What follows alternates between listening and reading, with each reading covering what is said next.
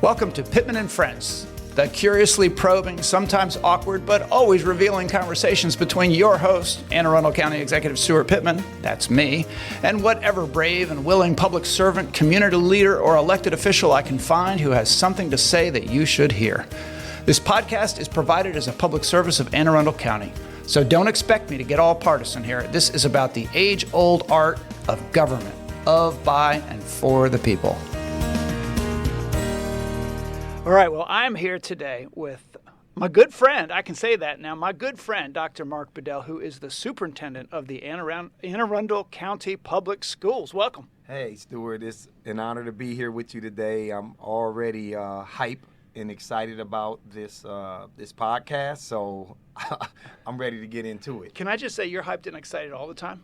I am. I have ants in my pants. I have issues. You do. I do. Yeah. I recognize that. That's what I love. We meet every month, and you are always on it. You're always so quick and fixing stuff. You fix stuff all the time. But let's not get too much into all the great stuff that you're doing in your job and that we've done together until we get into a little background. Okay. First of all, just tell us what Anne Arundel County Public Schools is in terms of how many and how big. It's a pretty massive-sized school district. We service about 85,000 students. We are considered one of the fastest-growing school districts in the state of Maryland, and I would argue one of the fastest-growing school districts in the United States. We went up by nearly 700 students this year when the national growth rate is a negative 2.5 in public schools across the country, and that was cited in Ed Week a couple of months ago. We have about 12,000 employees. About 5,800 of those employees are teachers, and so they make up a large segment of the workforce. And it's just a really good school district. It's the 37th largest school district in the United States, but the 4th largest in the state of Maryland. Okay, so how many students total? 85, a little bit over 85,000. 85,000 students, yeah. And we're a county of 593,000 people. So we got a new generation coming, and thanks to the work of your team, it's going to be a good generation, I believe. Oh, I think so, too. And when we get into some of the progress that the school district is making, there is a significant amount of promise for Anne Arundel County, what I believe we will be able to produce as a result of the collaboration we have with you all, but also the support that we have been able to garner from other elected officials, our school board, but the community at large. So just so people know, tell us about who your bosses are. The oversight of Anne Arundel County Schools. I as a superintendent, we all have we generally are hired by a school board. The 8 school board members go through some form of an election, and the reason why I say some form of election because we also have a student board member, which is the only one in the United States that has full voting rights, and that process is conducted through CRASC, which is the Students' Council for students across Anne Arundel County and also across the state. And then the other 7 board members are folks who are elected because they represent various districts and are elected by constituents.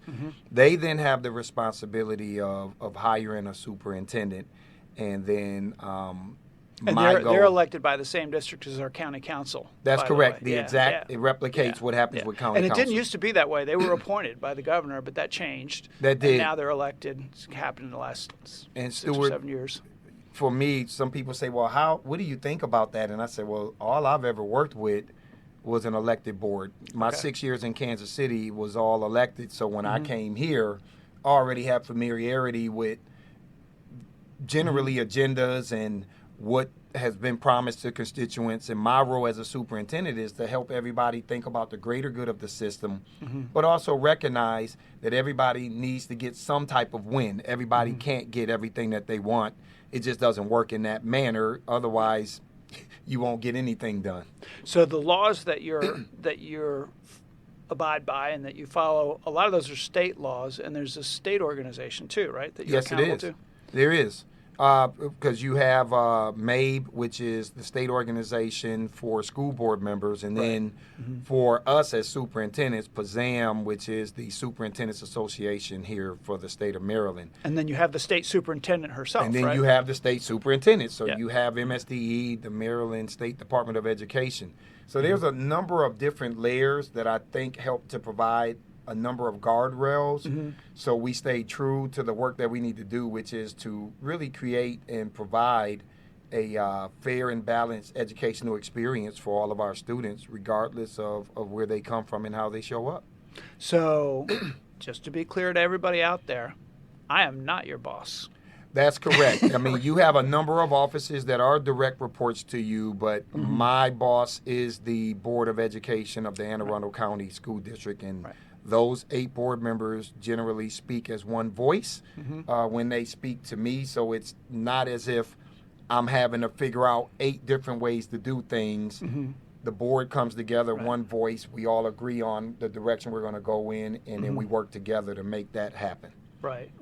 And I will just say that the time when we interact the most is during budget season, because the one area of what you do that the county does control is how much money you get from the county. You get some state money, you get some federal money still, hopefully you'll continue to, and then you get half of our budget, really half of what our taxpayers pay in local taxes goes to the school board. But this is why the relationship that you and I have is very important, because if our relationship isn't tight, given what has happened at the state level, what's also happening at the federal level, as many people may be aware, you may not be aware, the vast majority of our funding comes from the county, because we are considered a wealthy county. And so if I don't have a tight working relationship with you all, and it's not just you, it's the county council, the relationships that I've been able to build with them, the amount of money that you all have funded since I've been here above maintenance of effort just wouldn't be possible. And I got a number of colleagues, some have retired because of not getting the support, and others are having to do significant layoffs potentially because of not getting that additional money above maintenance of effort. And I know we lived through that at one point in this county, but I think for me, we've been fortunate to have this relationship for you all to do the best that you can. Right. And that return has looked very good so far. Yeah. I mean, I hear from other county executives about their relationships with some of their school superintendents in the school system, and it's not always positive. And I know that in the past in Anne Arundel County, it hasn't always been. And it has been a priority for me to make sure that our school system is great, and that our kids are I mean, our future, our economic development is people want to live here and they want to run businesses here if they think we have a good school system. And so I've been really, you're in your 3rd year now, right? Right. And so when you came on board, we met right away and hit it off, I think, and philosophically, and we've been able to not just do what we can financially, but I think our teams, our budget office and your budget team, communicate all the time. Our staff communicates. The land that the schools are on is land that usually is purchased by the county, and then the school controls it once the school is on there. But there's all kinds of overlap that we work on. But you said something important. Our school district is a school district that is in demand. Test Prep Insight, I think, was the entity that did a survey. Anne Arundel County, this was back in either March or April of last year, landed on the list of there's 11,000 plus school districts in the United States. 250 districts made this survey as the most desirable school districts in the United States. Anne Arundel County was ranked 40 out of the 250 districts, but number 1 in the DMV. Yep. And so we are the number 1 most sought after school district in a state that is also, according to Wallet Hub, is ranked number 3 as the best state to be educated in the United States for children. Yep. So we feel like our partnership has contributed to this state being ranked number 3, and then the demand that people have. So the question is, how do we continue to work together as a community to continue to make Anne Arundel County be that desirable place that people want to have their kids educated and want to reside in? So I don't want to embarrass you or anything. I don't think that's possible. But you're part of the reason why we are a popular school district now, and you're definitely a part of the reason why it's easier. It's not easy, but it's easier to recruit teachers to Anne Arundel County. Teachers are mobile, not all of them, but they have some choice in where they go in the region, and so we got to be good to make them want to come here. So let's talk about you a little bit. First, where did you start out, even pre-career? Where were you born, raised? What was your childhood like, and what got you into education? Yeah, I have a article coming out in the Superintendent's magazine that goes out. It's called School Administrator Magazine. It'll be in the next month's edition. It goes around the entire country. It's the largest distributed education magazine. And that article talks about my life story. It talks about how I've leveraged that life study to be the leader that I am today, and being able to build relationships, having the soft skills to help people get on board, but then operating with a high degree of empathy. It's the difference between empathy and sympathy. And I think sometimes we sympathize people to failure in life because of the terrible hand that they were dealt in life. And I was one of those people who was dealt with a terrible hand. I was from Rochester, New York. I was a ward of the state of New York growing up, meaning that we were all split up as a family because of the household environment we grew up in was not a healthy environment for us. I experienced things that no student or no child should ever experience, but one of them being homeless at one point in my high school career, being the only one out of 8 to graduate out of high school, and also being told by a teacher in the second grade that I was dumb, ugly, and would never amount to anything, and I quit school in the second grade. Dropped out in the second grade, and I had to repeat the second grade because I didn't go to school. And that was when Child Protective Services came in and they split us up, and we all lived with different people. And it wasn't until my 10th grade year that my homeroom teacher pulled me to his desk and said, you're academically talented, but you're throwing it all away because you're mad at the world. You need to find somebody to talk to.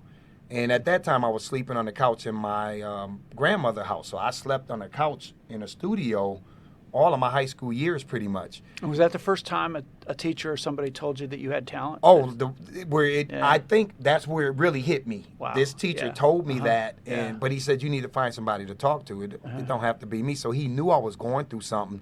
And I tell people, this teacher was a white teacher.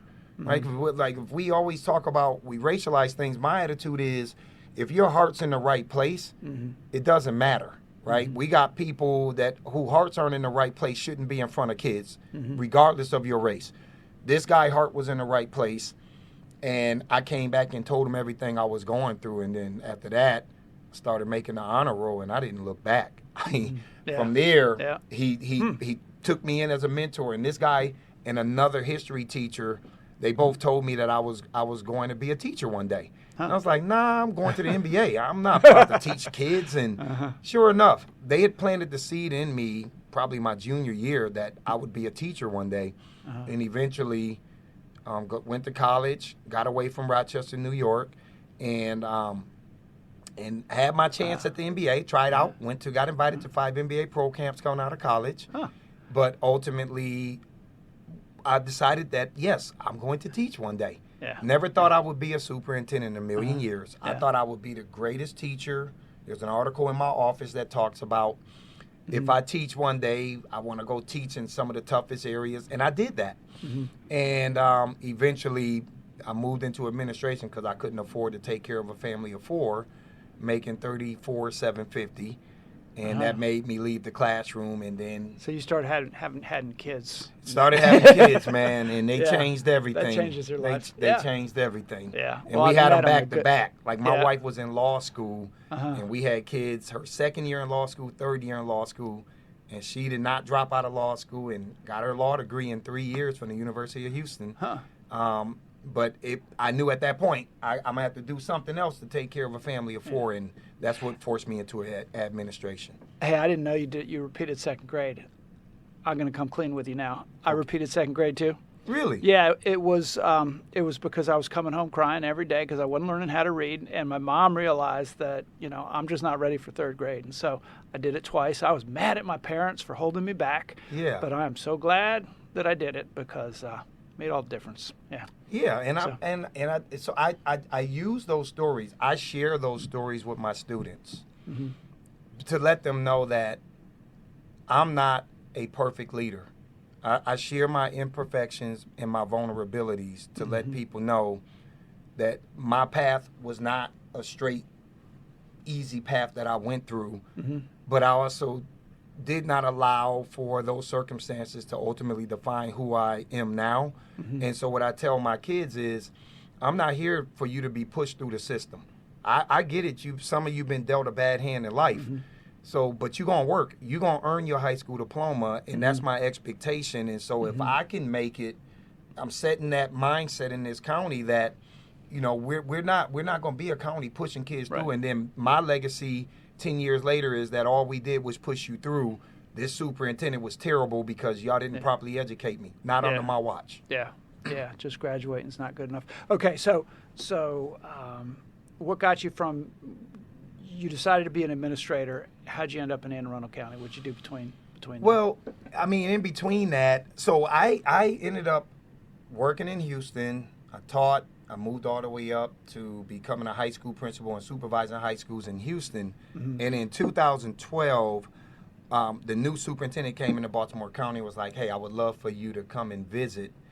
And I was like, all right, yeah. And initially I said no, and then they called me again when I was on vacation in Galveston Beach, and I was in a whole different mood. I said, you know what, Robin, I'm going to go down and we're going to visit. I'm going to go visit. Okay. Came down, visited, had a great experience. And my brother-in-law lives here because he was assigned to Fort Meade, and he lives in Severn. Okay. So we decided that when we came in 2012, we found a place to live in right down the street from them off of Telegraph Road. In Anne Arundel County? So I lived in Anne Arundel County, but commuted to Baltimore County for 4 years, between 2012 and 16. So my kids were attending Ridgeway Elementary, my two older kids, and then they both attended the Old Mill Middle School North and Middle School South. And then my younger one was going to school at Seven Oaks in pre-K. Okay. And so we already had familiarity with this area. I left in 2016 to become the superintendent of the Kansas City Public School District in Missouri. Did that until 22. Helped that district get its full accreditation restored for the first time in 22 years. And I did what I said I was going to do. Anne Arundel came open.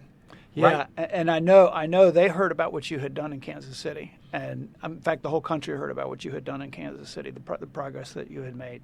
So we felt really lucky to get you, and we hope you stick around. Well, here's the good news. And I think you all can thank my wife for this because we have a home in Houston area still, and that district also came open, and that was the district I had my eyes on. I told my wife, we got options here. I can apply for Anne Arundel, or I can apply for A-Leaf because that's coming open, and we can go back to Texas. And my wife was like, I loved the 4 years when we lived in Anne Arundel County, so I would rather us take a look at that. So that made it easy. So then when I applied, I was like, okay, I'm going to get in this interview. And I felt great because we did just get that full accreditation back. And I was saying, listen, I'm leaving on top of the world in Kansas City, but I want to be able to come into a district like this and show everybody that what I did in Kansas City can also be applied here. But the goal would be that this is a good district that's not in a hole. We trying to turn it into a great district. And that's that's why I feel good about what we're doing right now. And I remember there was a committee of school board members that was doing the search committee, and they were very careful to make sure that it had the most conservative as well as maybe some of the most progressive board members on it. And it was unanimous that across the board, totally different philosophies, but they all liked you. Well, I think it's important for people who will listen to this to know that part of the reason why they made that decision to go with me was because it didn't matter if you were Democrat or Republican during my time as a superintendent in Kansas City. I went after both entities equally if I felt that they were doing things that were going to harm our ability to properly educate children. And I took positions, whether it was a very popular mayor Democrat, a Democratic mayor, or a very popular Republican that was in the Senate or the House. If I felt like things were being done, my job is to fight for children. And I have to operate from a position of neutrality when it comes to that. And I don't have any broken relationships. Even when I had to do what I had to do with the mayor of Kansas City, Mayor James, we were still friends afterwards. I didn't burn bridges, right? But it's funny because when I heard when I heard your name that you've been hired, I Googled you, of course, and the first things I read were comments from the mayor about you leaving to go to Anne Arundel and how disappointed he was, and I figured, well, that's a good sign. Well, you're right, and he was the new mayor, but I had a great relationship with him. But I had a great relationship with the previous mayor that had some item on the ballot that superintendents didn't support. Yeah. And to this day, like we still, I just don't, I'm just here to do the right thing, to try to move a district forward and to protect the interests of the school district. That's what I was hired to do. And I think that really resonated with the board members, that I was a fair and balanced person. It wasn't that I was only going after Republican folks. If it was Democrats, it's clearly articulated that I didn't have a problem challenging them too. So let's talk about some of the stuff you've been doing. We could start with the strategic plan. That's a boring topic. When you say the word strategic plan, everybody turns off their they're like, I can leave now. But just tell me why you did that coming in and what that was about. The strategic plan should always be about what the community wants. So when we put that together, I put people from all around the school district and invited them to help us shape what the next 5 years would look like. It's in essence a blueprint and a roadmap for where you want to see your system and look like in 5 years. And in that strategic plan, you have simple goals that you want to accomplish. Student achievement first and foremost. So academic excellence and really being able to move the school district on that front. You want to take care of your people. So you want to be able to close disparities in vacancy rates and all of those kind of things, right?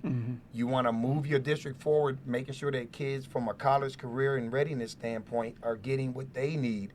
And in the social, emotional, and academic well-being, those types of things you want to have a focus on. And then facilities. So we built out this strategic plan that has these 5 goals that really allow us to move forward. But then we have the what's the word I'm looking for? The profile of a graduate and the things that the kids say that they want us to be able to do when they leave our school district, whether it's being an empathetic so you asked the member. kids what should be in it. We involved everybody in it. Oh, well, I didn't realize that. And Steuart, the strategic plan should never be about a single superintendent. It should never be about a school board member, because we come and go. In the end, the constant is going to be the community.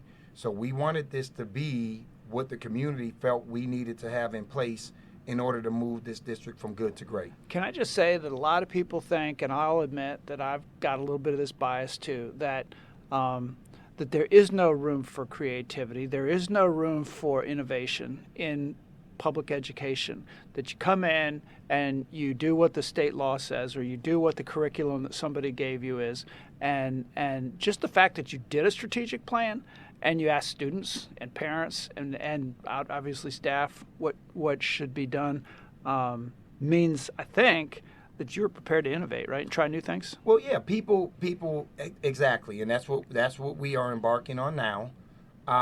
People will buy into it when they feel like they've had voice.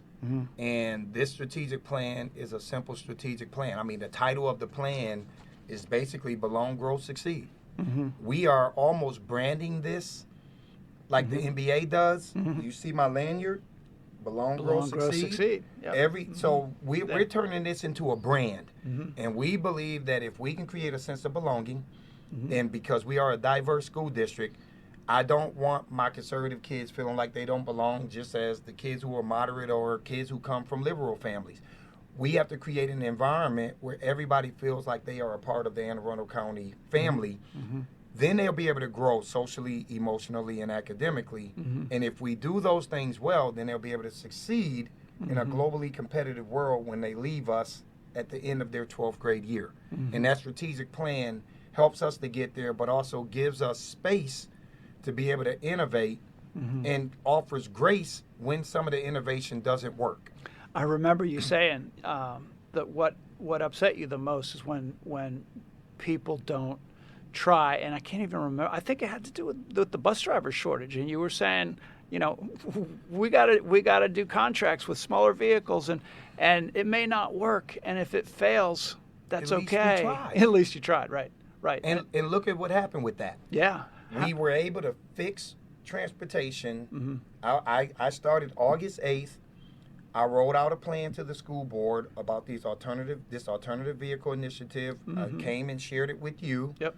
And we got the support to launch that financially. And so we had already told folks that your transportation was going to be interrupted at the start of the second semester. If your kid had transportation, they're not going to have it. Right. When we launched that initiative, people immediately applied, and we did not have to interrupt transportation. And then the following year, which was my second year, we've had 0 vacancies in the last 2 years. That I've started here clean. Yep. And I think that because we innovated. We took advantage of a law that is now a game changer for our county. Right.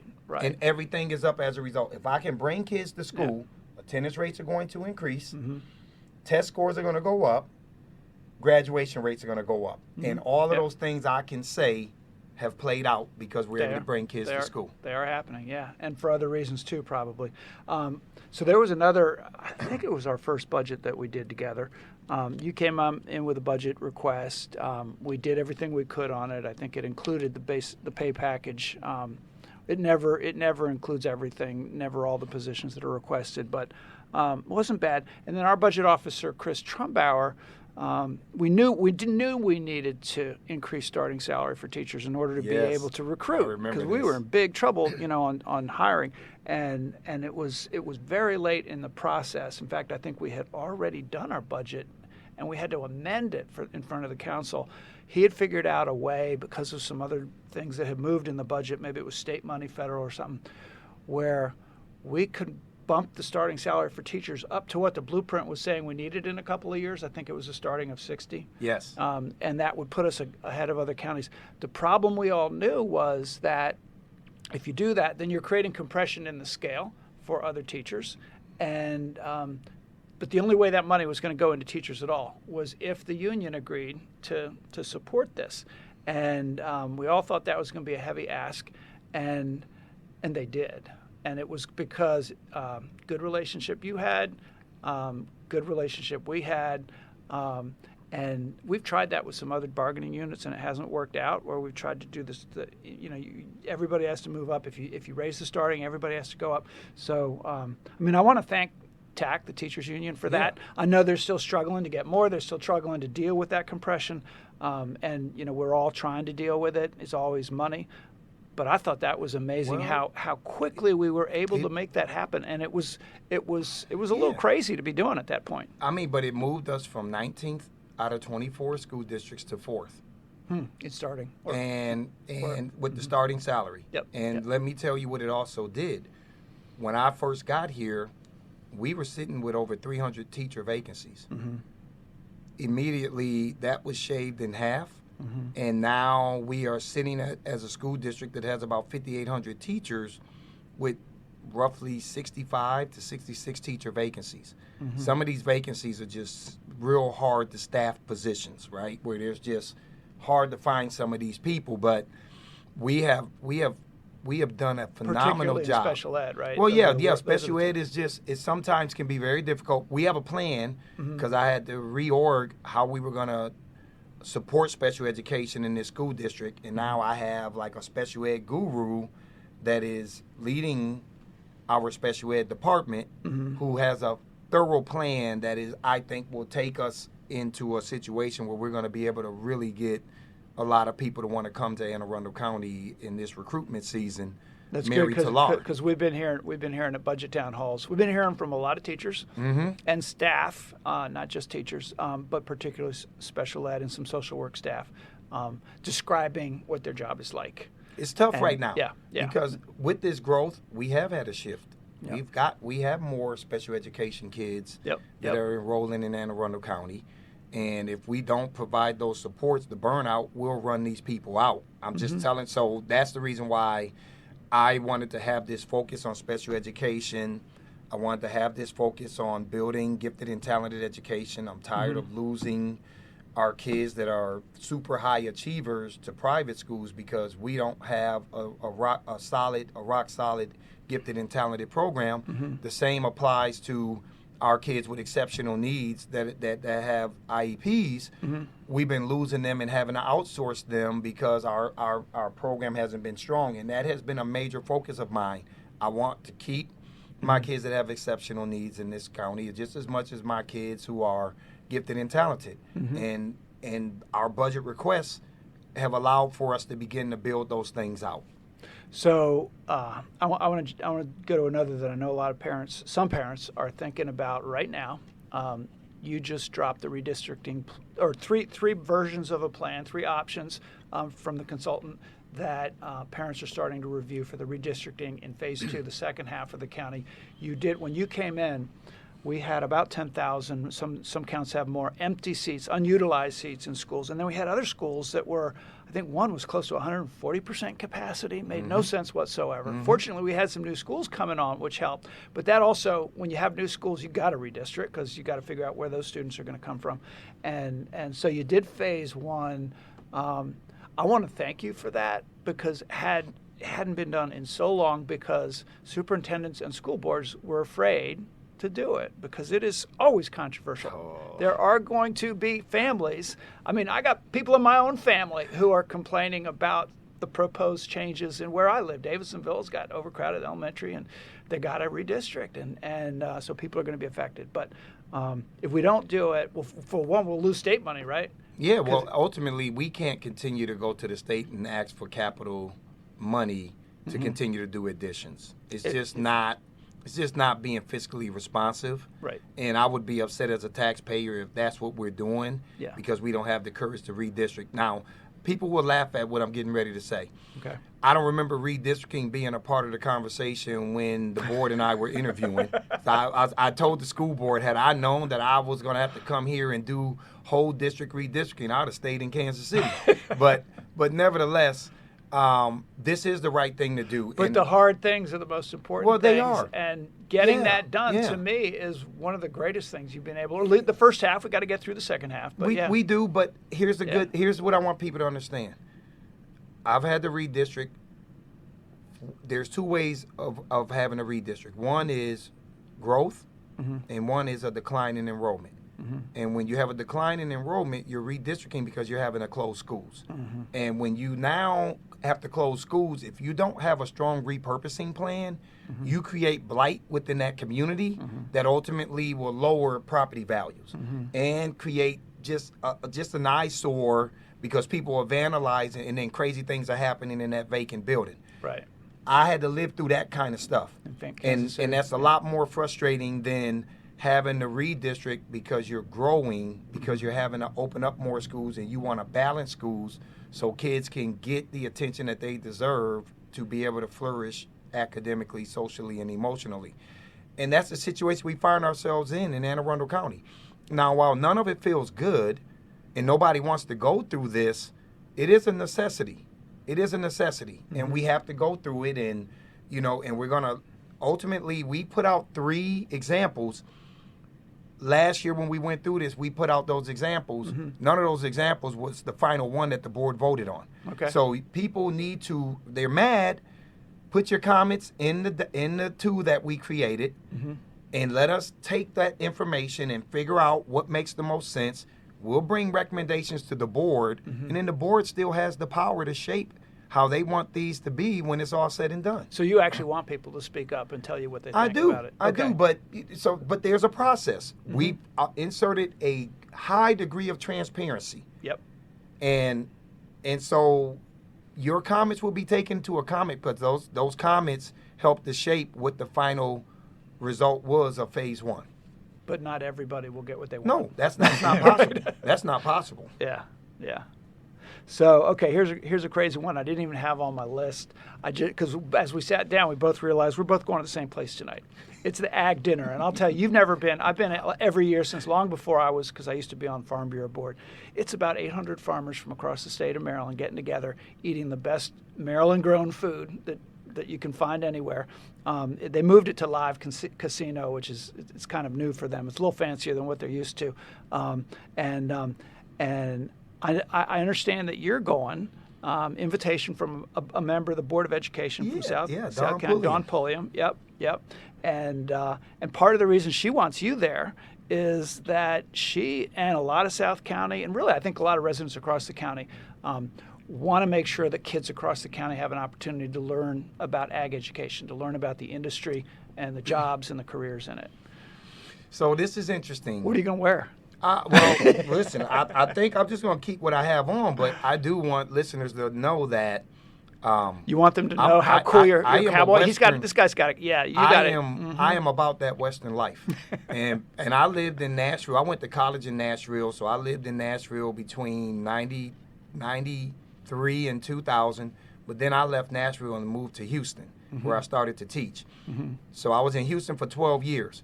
In the schools, I supervised schools that had the ag program. The largest ag magnet I supervised, which was Madison High School and Houston ISD.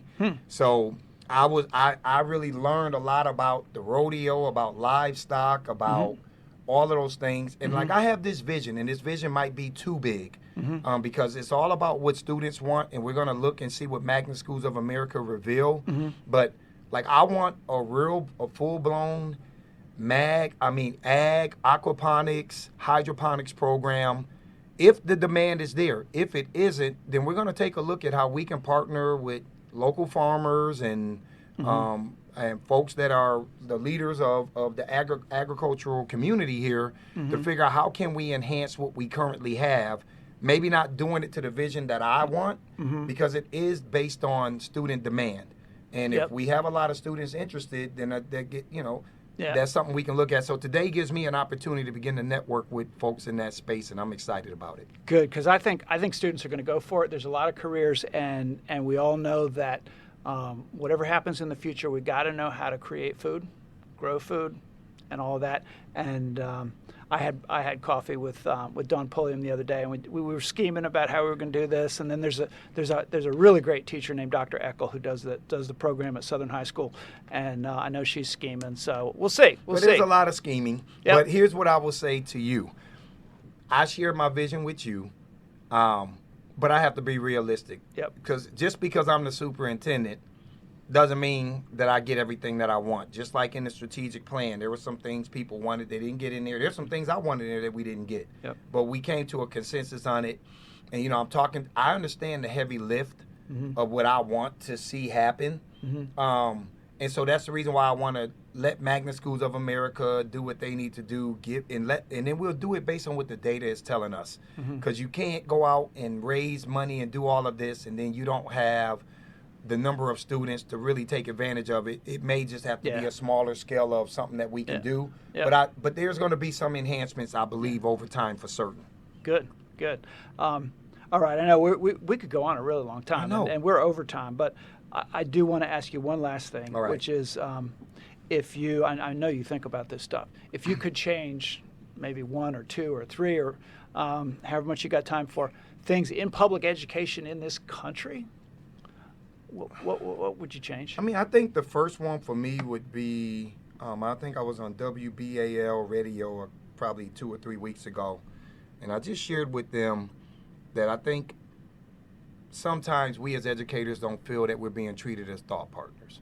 And a lot of things tend to be done at a legislative level that don't also take our voice into account. Sometimes I feel like that as a superintendent, and then I wonder, do my teachers feel like that when we're making decisions at this level? So how do I be more conscious of the people who are in the trenches and making sure that they are at the table and that they have voice. Yep. I think the same has to apply for superintendents. When people feel like things are being done to them, legislation is passed or introduced, and we don't even really get a voice in it, and then we have to oppose or, always constantly amend. Yep.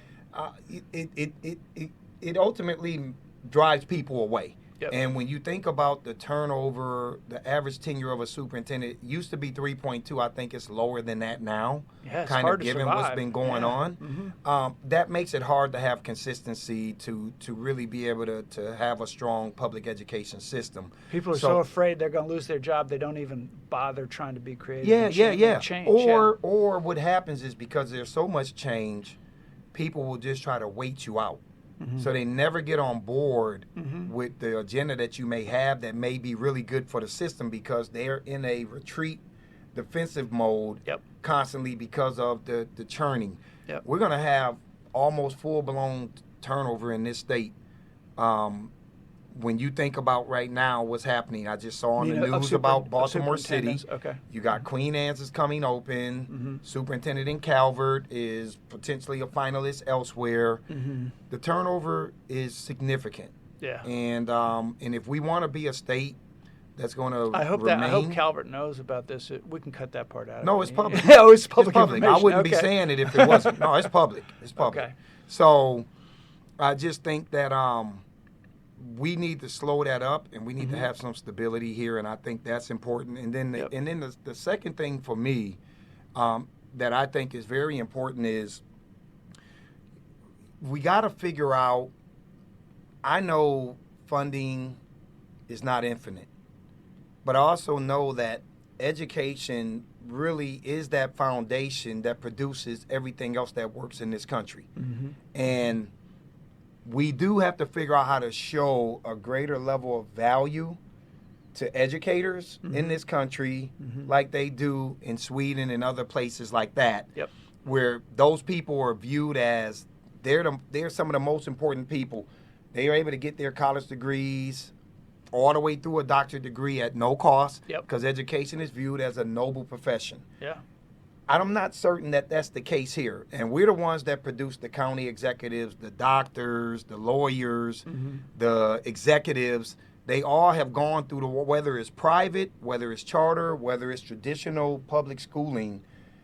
We produce these folks. And I just think there needs to be some level of value and appreciation towards, those people who are in the trenches. And I'm talking about not just the teachers, but the paras, the custodians, the food service employees, the administrators who are working these extreme hours to make sure that these kids get the experiences that they deserve. And I think once we get there as a country, man, watch out. I couldn't agree with you more. I mean, we got a governor who's saying that the reason that we have a financial problem in the state of Maryland is we had 3% GDP growth while the country had 11%. And then the government grew by 70% during this 6-7 year period before he came in, and he's saying the solution is growth, but he's also not saying, oh, that just means that we're going to cut taxes for the top earners and corporations so that they have more money to invest in the economy. That's the old trickle down version, but it's about we got to have the best education system.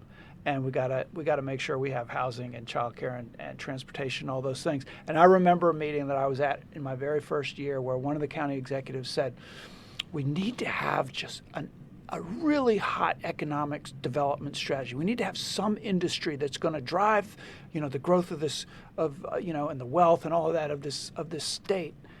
And I remember saying, what about the blueprint for education? Isn't that what that's for? Isn't education the biggest economic driver you can have? And it's absolutely, it's the biggest economic driver. Yeah. So a good system will do that, and that's what we want. And if that's what we believe, we better darn well respect the teachers and the staff that are making it happen. Listen. Yeah. There is a reason why you have a number of vacancies that you have around this country. A lot of people aren't choosing education as their preferred pathway when they go into college. Because I do think that there is this fear of educators not being valued to the extent that they need to be valued at. And but I think that can be reversed. I absolutely can be reversed. too, I mean, yeah. we've seen it with our numbers here in Anne Arundel County. Yep.